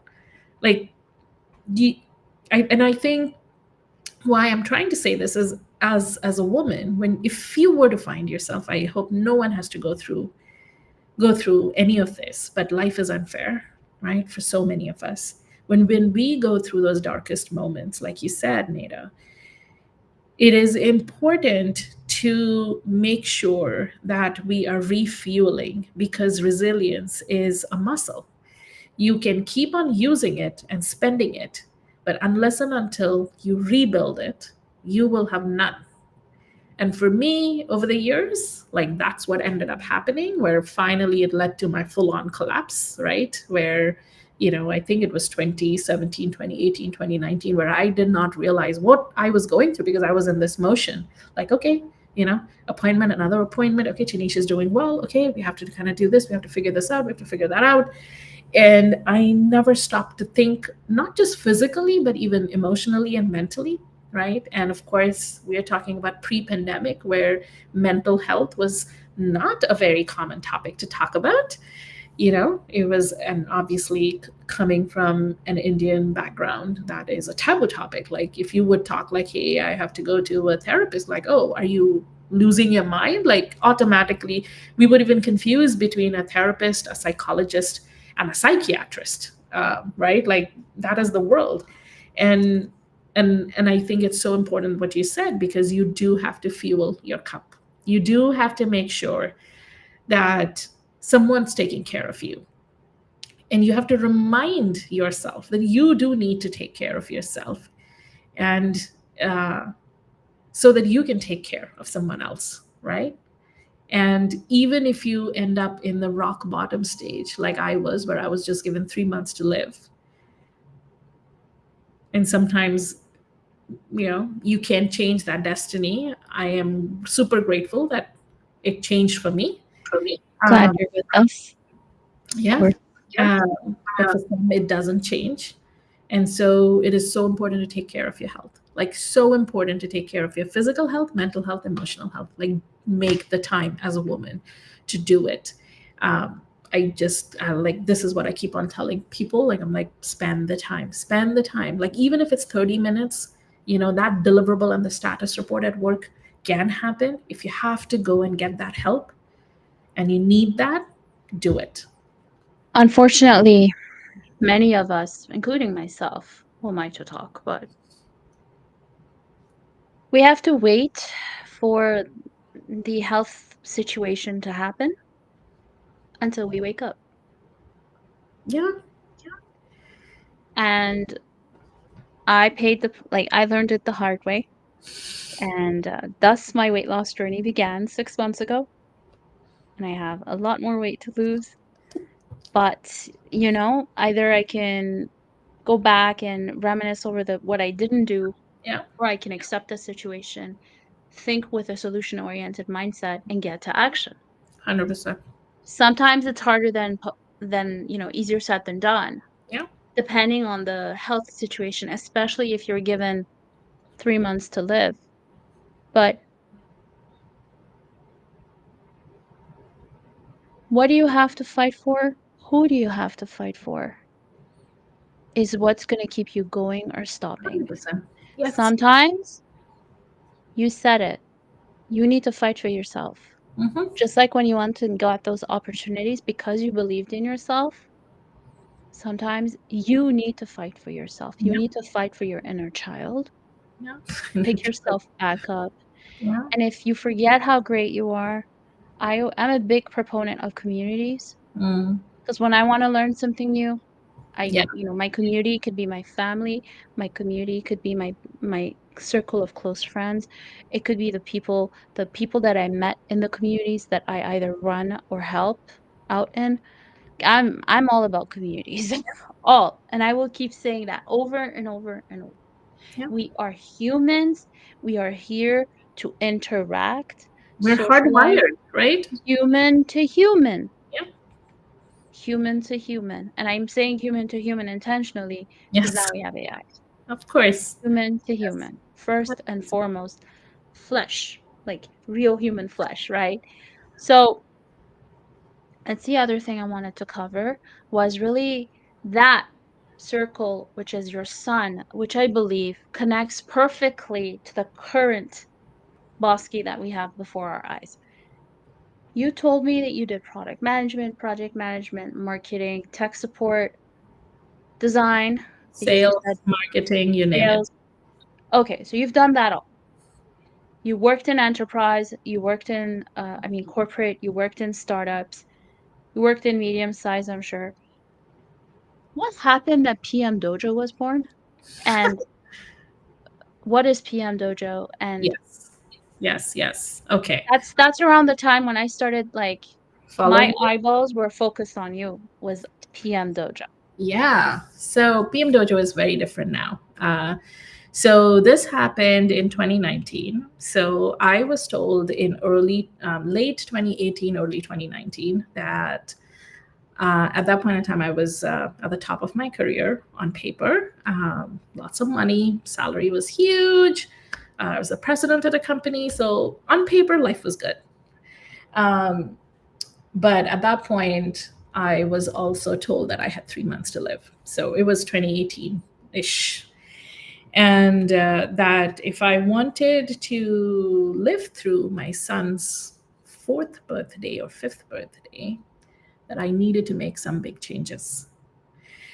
And I think that for me was a wake up call. I was like, okay, I can't die. My son is so little, right? I can't. And so, yeah, I mean, that was something, but it was really hard for me to say, no, I'm going to step down. I didn't want to. I didn't want to prove anyone that I couldn't do it because there were so many different contenders for the job, especially men. And it was just not easy. Like it was something that I'd worked really hard for, and to kind of say like, okay, I'm going to take a step down. But that was something that I decided to go on medical leave and start to get better. So as I was starting to get better and as I was starting to get signs that I'm not going to die, like I am kind of getting into the other end, I also started thinking about like, okay, so what's next? Am I going to return back to the company? Am I going to maybe go into another company? And I started having informal conversations with different companies. Um, and I was getting all like executive roles at that point. And I'm like, yeah, we definitely want you, like, all C-level roles. And I was like, okay, I was really passionate and I'm still passionate. I've always been passionate. I want to see women in the highest level roles. I want to see women climb up to the C suite. If we ever want to make the corporate better and more inclusive and more kinder and make better decisions, we need women. And I've always wanted to do that. I've done that in my career. I wanted to do that. And as I started thinking, I'm like, okay, I could do that by joining these companies in the highest level C roles, and I can change policies about how we support, moms returning back from mat leave, hiring more women, creating processes in the company to make sure that they were rising up. I could do that. But then how much change can I make in one company at a time? Like every 2 years, I'm going to probably leave into another company. I'm like, that's not fulfilling. Like, I want to do something bigger. And so, of course, I started Start having. thinking of your legacy I in your don't know. career. I don't know if I thought about legacy. I just knew that I wanted to make a much bigger change one company at a time. Because when I'm talking at senior leadership roles, we're talking about like 2, 3, 4, 5 women max, right? Like the numbers just start decreasing the higher you go. I'm like, that's not Yes, going to be. unfortunately. Yes. I'm like, I want to change that. Not to say that we don't need men, but I wanted to make a bigger impact. And I was like, that's not going to happen one company at a time. And so I started talking to my husband again. We met when we were like barely 19, 18, 19. So he's always the first guy. Half the life. At least you've been together for More than half 21 the or life. Yeah. 24 years. Yeah. Over half of your life Over half of at my this life. point. And now, of course, Tanish gets involved in a lot of those conversations as well. So cute. So I talked to I would love to know how does that dynamic work? Oh my God, I will tell you that. So I started talking with my husband, and I was like, okay, like what shall we do? Can I leave? Are we financially going to be okay? So we kind of thought, because I think as an immigrant, being financially okay was just so hardwired in me, because we've had to restart our life without any, like, no generational wealth, right? Like nothing. You just start here every time. And so I think just, okay, are we going to be okay financially was something just so important. So that was the first question that came in my mind. And my husband said, yeah, it's not going to be the best, but I'm sure we can make certain adjustments. But how much time do you need to figure out? And I was like, 3 months. 3 months. I'm going to figure out. And for me, getting answers quickly and time boxing has been something else that apparently my mom says I used to do that as a child, which, look, I don't know. I don't know where I learned from, but I time boxed as a little 5-year-old and an 8-year-old. It boggles my mind. 5-year-old? Yeah, 5-year-old, 8-year-old. I've time boxed apparently stuff. So yeah, You were project managing your. Listen, when you were going to go to those CEOs at the startup for the project manager role, you should have given them real facts. And then you should have called your mom and been like, you Wait, want let my someone to mom leave? talk. Here you go. Yeah, My mom won't lie. I also believe in fighting for my own battles. So maybe I didn't, but it's interesting. So I said, no, I need 3 months, and I'm going to get answers about what is going to happen. And so, of course, I was entertaining a few little opportunities, but I'm like, okay, should I try something that I've always wanted to? I'm also old enough now, so not my typical entrepreneurship journey where I've like dropped out of college. Sure enough, I dropped out of my master's program. So check. I'm like, should I leave and get into entrepreneurship? But I don't fit the typical age demographic, right? Like, my husband said, try it. You're saying 3 months, right? He said, I will take care financially of us 3 months. You figure out what you want to do for 3 months. And after 3 months, I need an answer of which route you're going to. Like, we can't have the fork. I'm like, okay, that's it. And so I was entertaining and keeping those opportunities warm enough. And as I was having more conversations, I was also eliminating options. And I knew returning to corporate was not what I'm going to do. So I had to figure out entrepreneurship route. I had to figure it out. So I said, okay. You said had. Mhm. Had to. Mhm. You made it like it's no other choice. It's no other choice, because I am so hardwired to work that I don't think I would have been happy without that stimulation, intellectual stimulation. I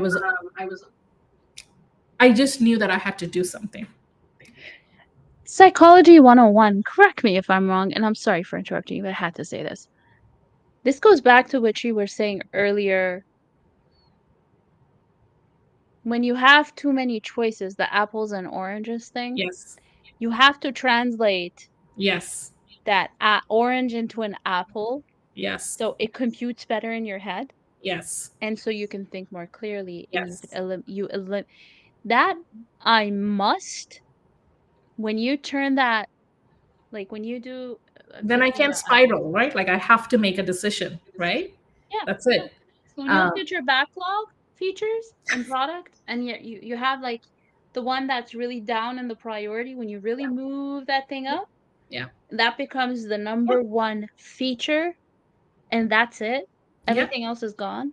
Everything else You is can gone. think And clearly. and you're 100% right. Like, I played down. So remember, I said I was also eliminating options. So I did eliminate. Okay, I'm going to stay at home. I even thought about, like, hey, maybe I'm going to join like a volunteering organization. That is work, right? But I was like, but financially, that's not the kind of life that I want to have, the kind of schooling I want to give my child. We live in Vancouver, which is super, super, super expensive. Like, it's a lifestyle city. You pay tax for the kind of weather and the kind of city you live in. I was like, I don't think I've I can been there. afford. Yeah, I don't think we can afford. Uh, so I need to find something that is going to be also financially rewarding, right? And I think I struggled with the fact that it was really hard to not get paid the kind of money that I was getting paid because I was at the top C suite role by that time. Suddenly, when that goes away, then you're like, oh my God, every 2 weeks that's not happening, right? Like, so for better or for worse, I eliminated a lot of different options and I came down to like, okay, and so I have to figure this out and I'm not going back and I have to figure this out.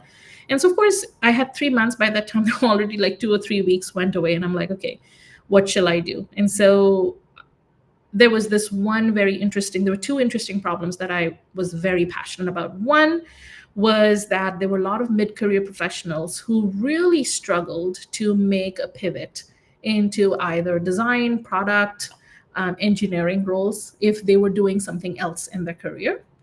um, and there were tons of boot camps already by that time in every like design boot camp, product boot camp, engineering boot camp, coding boot camp.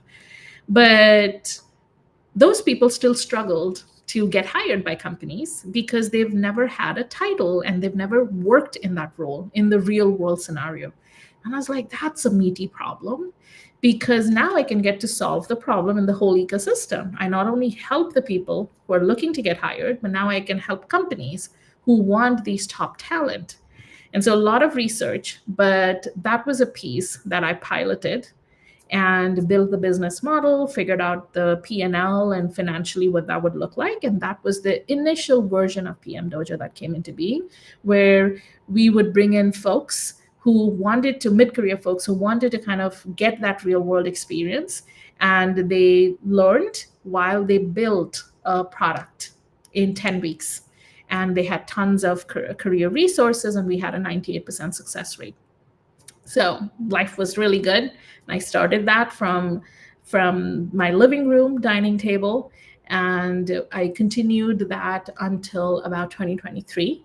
In the meantime, What it was feedback did how did T play in this? T did I'm not play. sure he must. No, He what? no. He was like, Mom, you're really busy. You're getting really busy. You're getting very busy, more than what you were busy when you were working in a company. And I was like, yeah, well, you know. So I think that was there. So it was not at all like a scalable model. Like I did everything that a startup does, like so scrappy, because for me, I had to figure out where things were breaking down before I could think about scaling. So it's a very startup mentality, like you see in the YC Yes. founders and everything, like, do things that don't scale at first. So I was doing that. It was really good. We were profitable from day one. And then I was like, okay, um, market is changing. And I was also starting to get a lot of interest from companies who wanted custom training, especially for leading innovation and everything, because the tech world was going through a lot of, again, changes. How did that happen? What did you do while you were doing PM Dojo that got So it those? was still PM Dojo. And so at PM I mean, Dojo, it was like, I was very quick in spinning up. I was like, okay, we're going to try. What happens, right? We're going to run this experiment. What happens? So the first engagement with a company happened, and I ran that. It was mega good. Lots of like, we were able to make some strong business impact in the company. I went and I trained. Um, they kind of told other people, and then we suddenly, I was like, okay, I think the business side is actually better. So PM Dojo is fully business now. We don't do individuals at all. So there's no accelerator program, nothing. It's PM Dojo is now a company where we get hired, or I get hired by companies to come in and help them either with their offsites, to running innovation and helping them figure out that whole innovation AI piece. And so that's all B2B. you pivoted. Oh, big time. Yeah. So first off, before we continue, meet Vinod, who is a fellow builder. Hey, Vinod. And remember, I told you there's several people that have very smart children. I know a handful. Meet Vinod. His daughter is very similar to T. Oh, He's a builder himself. that is so cool to hear.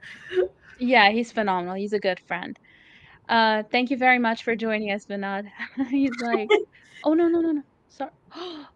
I pressed the wrong button. Sorry, Vinod. Oh no.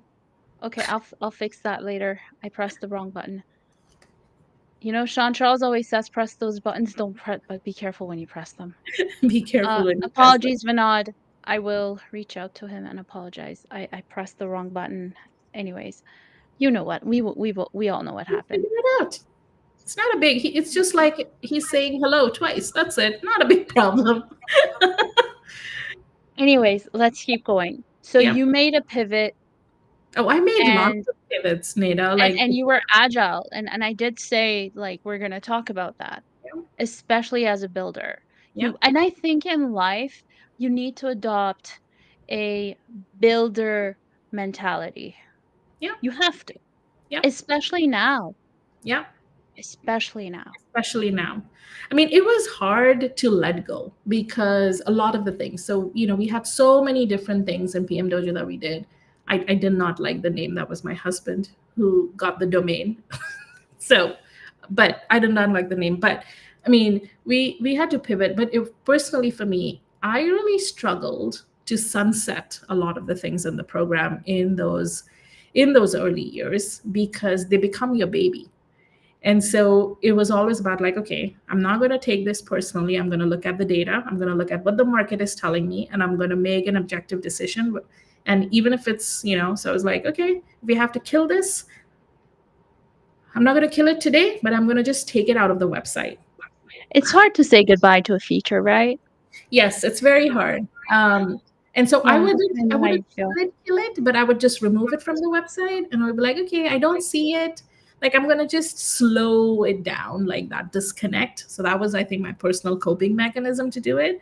But yeah, we killed all of our programs, and now in PM Dojo for the last 3 years, it has just been fully corporate training, and so that is good. But around the same time in 2018, 2019, when I was trying to figure out my entrepreneurship journey, PM Dojo, we also had lots of men.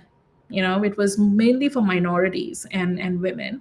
Um, but then I have always had, I have always been gung ho and bullish about women. And I was like, I want to solve this problem. Perfect for this live stream. I want to solve this problem. Not only for the broken rung, which is the first manager promotion that women don't get, and it's so hard to get, but I want to solve the problem to the glass ceiling. And I want more women to have access to the right information and the right sponsors because that is a real challenge. Like mentors play an important role, but you do need sponsors and you do need that Yes. commercial thinking, that strategic thinking that I was kind of talking about. And I said, and I don't want to stop there. I also know that a lot of women at some point in their career outgrow the corporate. And we're seeing that more and more right now. RTO, inflexibility, all of that. And I'm like, you can reach the C suite path through multiple options. You don't have to painfully go up the corporate rung to reach the C suite. You can start your own company and become the boss and become the CEO. And so for me, that was the cookie, or not the cookie, but that was the problem that I had to like figure out and solve. And I said, that is going to be something that is going to be my life's mission. And so that's how SheTrailblazes came into being around the same time as PM Dojo. Both of them started pretty much a few months apart. And SheTrailblazes is where I'm putting a lot of my attention and my time and my love and my like all of my time there. And Love. SheTrailblazes, yes. You know, when you speak, I read, I pick up your energy, but I also very careful when I'm very listening very carefully. You're very intentional about words. Mm. You're very expressive. And you put a lot of love into it. See, that's what sets one builder who is doing it just without any direction. I just want to build just for the experience. But if you Like our friend Vinod. He leads by example, by the way. He builds because he loves what he do. So much so, and I'm sure you're the same probably. Wakes up at 4 in the morning. I probably sleep at 4, but yes. One wakes up at 4, one sleeps at 4. Night and day difference, but the same time. Yeah, I think you do need intentionality, I think, in what you do, because otherwise what is the meaning, right? Like, why do it? There could be so many things that you could do. I don't know. I think you have one life and you got to make it count. And there is an opportunity right now in the crazy world that we're living in, where I think a lot of people are trying to maybe do things that might just make the world a little bit better place. And I see this a lot with so many people that I talk. I mean, you're doing it in your way. I'm sure Vinod is doing it in his way. There are a whole bunch of Actually, people. here's what he said. I'm sorry, I pressed the button and I'm not able to. Sean Charles says press the buttons, but don't press them too much. Unfortunately, I'm not able to show Vinod's messages on the screen right now, but I could see them on X. He wrote, I wish I could do that, but from childhood, I am so an early riser. Oh no, I was totally the I think opposite of Bosky and yourself are becoming friends. maybe. You know, I I remember, I think it was probably when I was like maybe 12 or 13 years old. And I used to have these two exams every day. I mean, oh my God, like I tell Tanisha, I'm like, you live in such a good world where you don't get homework and you don't have exams like we used to, and you don't have to carry that huge backpacks with all of the books like Please don't have grocery. homework. No, they don't get homework in my son's school. Well, that's why you see all of these multi passions that he has. Uh, Okay, he has to keep himself busy with something. And having parents who are builders. And I wish I told myself if I ever become a mom, which that has to happen pretty quick if it does, I would like to have a kid like T or like Vinod's daughter aw. or Well, let's manifest it the now. curiosity that they have. Children are magical. Children are Bring so magical. much beauty into the world. Oh, yes. I met an 11-year-old during my last trip to the US, and just watching her love of music or love of art, that was really highlight of my trip, is to see a child that loves what they do, but they're good at it too, right? Yeah. And Yeah. that energy that they have, it it it fuels us grown-ups, and it makes us connect to our inner childhood as well. Yeah. So, anyway, Absolutely. Absolutely. Where were we in the conversation or in the where conversation? I think I was you telling got about lost in the SheTrailblazes. Yeah, conversation. I was telling We about were talking about SheTrailblazes and how you're very you love, and I that absolutely is love that is and it's been mission just and amazing. helping 1 Yep. billion women rise. Yes. 1 billion Oh, you didn't women. even mention that yet. Yeah, whether it's corporate or whether it's in the entrepreneurship space. And that's what I've been kind of spending a lot of my energy and time. And we're starting to see some amazing results. Like, I'll just share a couple. Like, we've had, like, just I think a couple of weeks ago, we celebrated like 5 very senior level promotions, like director, senior director, VP level. Um, and like that was like hugely successful, in this market, to be getting multiple promotions and Of another course. opportunities, especially at senior levels. So it kind of gives validation that what we're doing in terms of the programming and the support and all the resources, that's working. And then on the founders edge side, which is for women entrepreneurs, it's been again very enlightening journey, because I think what started happening in the last 2-3 years was that it's never been easier to build, right, with AI and everything. And it's never been easier to also get into certain solopreneurship. Um, and that's why we've seen so much of people trade their time for expertise, right? You can start digital products very easily, you can start coaching very easily. But if you look just kind of go to LinkedIn and search for career coaches, leadership coaches. You're going to find like hundreds of thousands.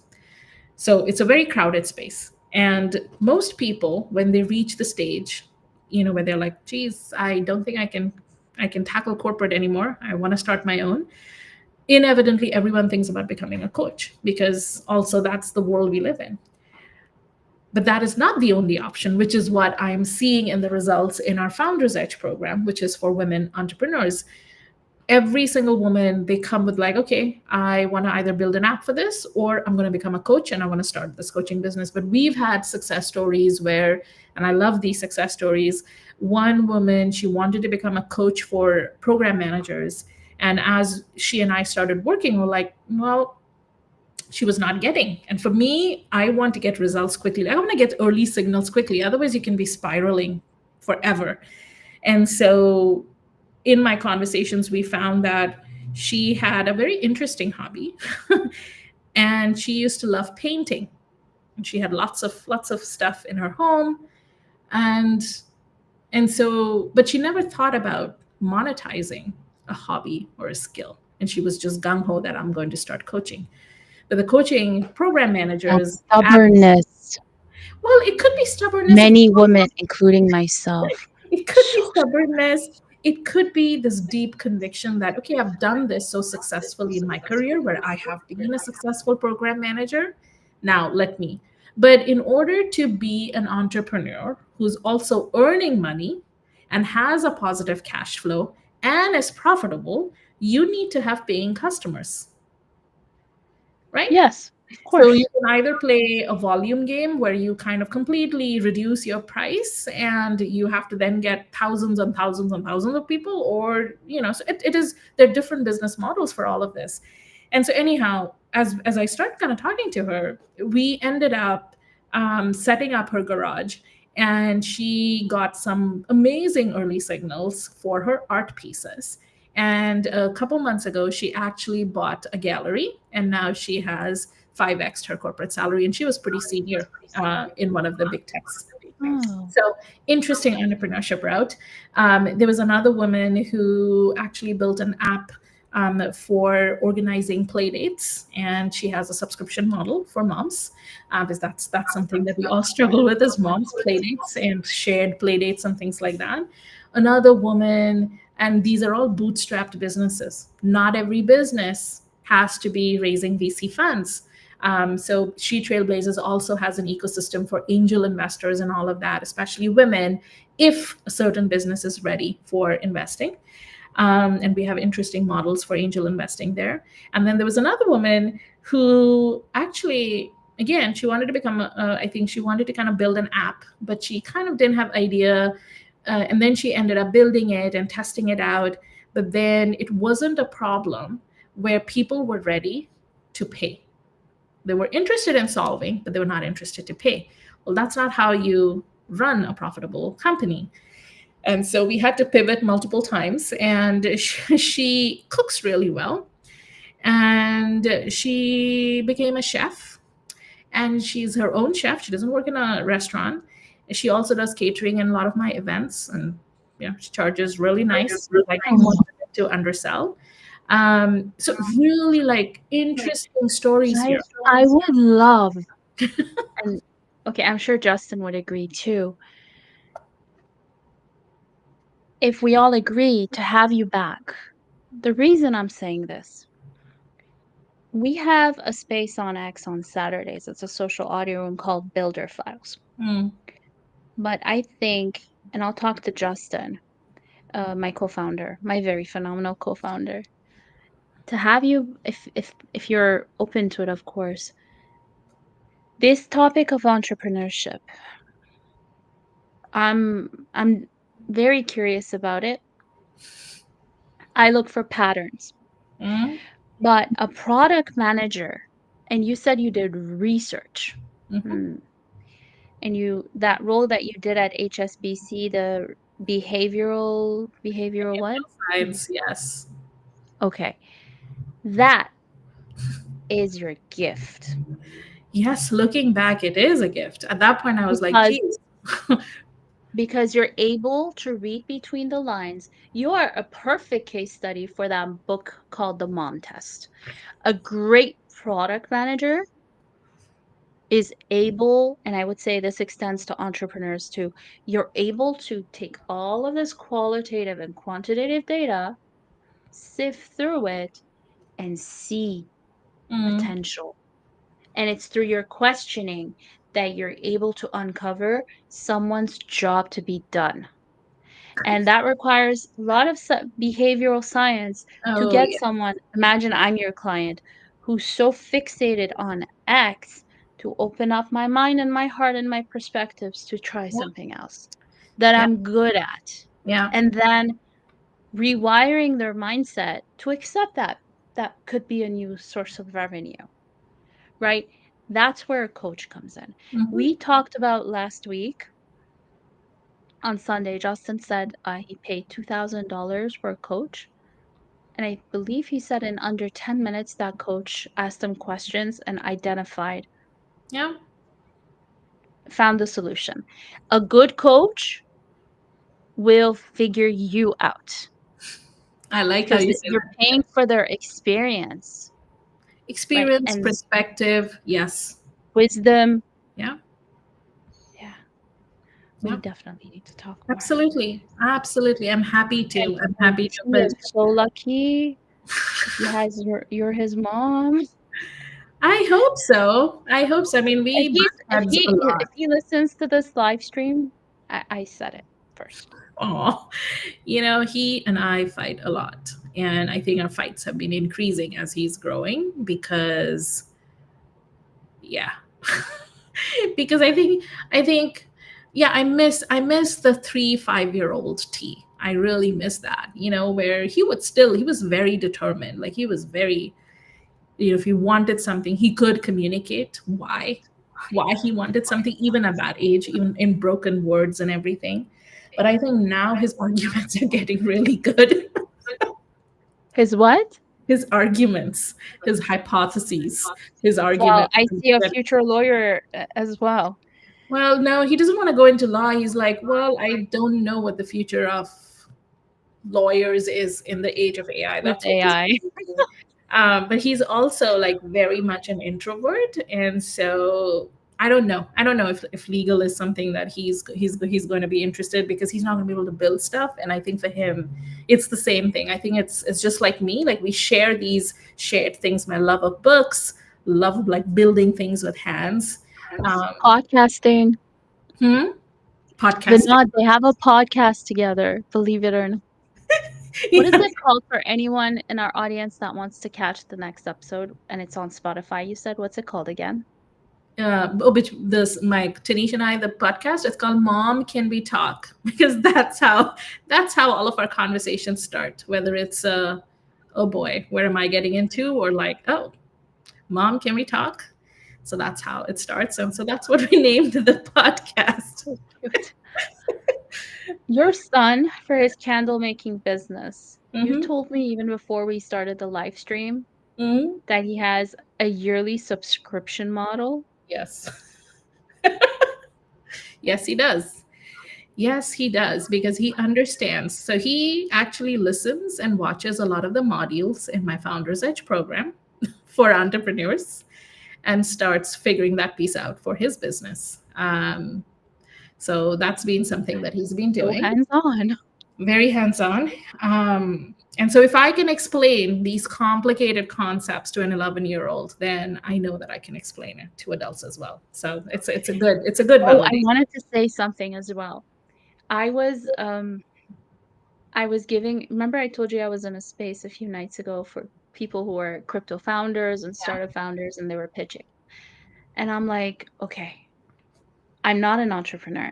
However, hosting the hunt and hosting career files and all these spaces around job search has given me information that I realized is so common with the world of entrepreneurship. And this is the advice I gave to the people that were pitching.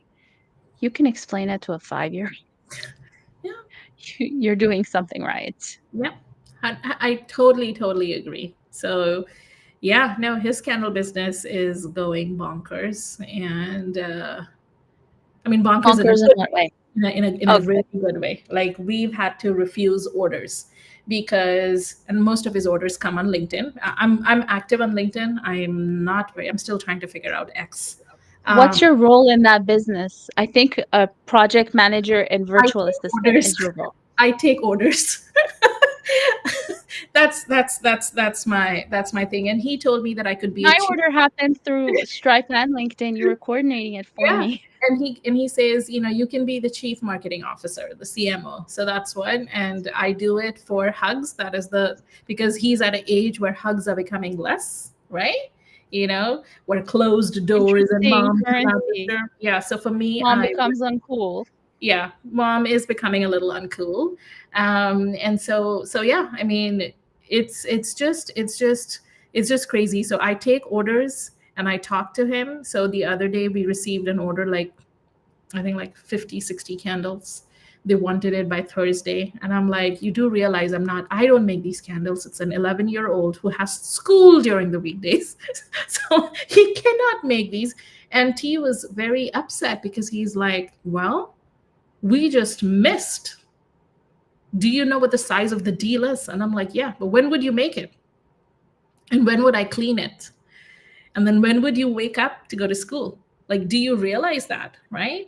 And he's like, yeah, but we could have like figured it out. And I'm like, I'm like, what would you figure it out? Like there were 50 candles. These are the kind of arguments you have. Yeah. So, mom, can we talk? Like he was like, mom, can we talk? Like you canceled that order. Not cool. And I'm like, well, let's talk. Where do the proceeds go for anyone who's wondering? Because I know the answer, but Yes. So it's a bootstrapped business. He started it with $40 of chore money for cleaning the house. Kind of okay. And then 10% of the profits go to Children's Heart Foundation. Sometimes it can also go to Ronald McDonald House, which is affiliated with a hospital like Stanford and other hospitals around the country, for critically ill children. Right now, the proceeds have been going to Children's Heart Foundation, which does research and helps save another baby who is born with a heart defect, and for research so that babies and kids don't have to go through life-threatening surgeries and procedures and all of these things, and their chances and their odds at living a life is more successful. So I think every hour there are probably 100 kids, or yeah, 100 babies who are born with a heart defect, and some of them are very, very serious, and many babies don't survive. So that's what he is raising money for. and I know making candles, a lot of the rest of the proceeds are kind of reinvested into the business to buy material. Yes. And because he also makes candles with organic, paraffin free, and all of those materials. So he hasn't been able to figure out wholesale right now. So it is almost like when the order comes, then he gets the stuff.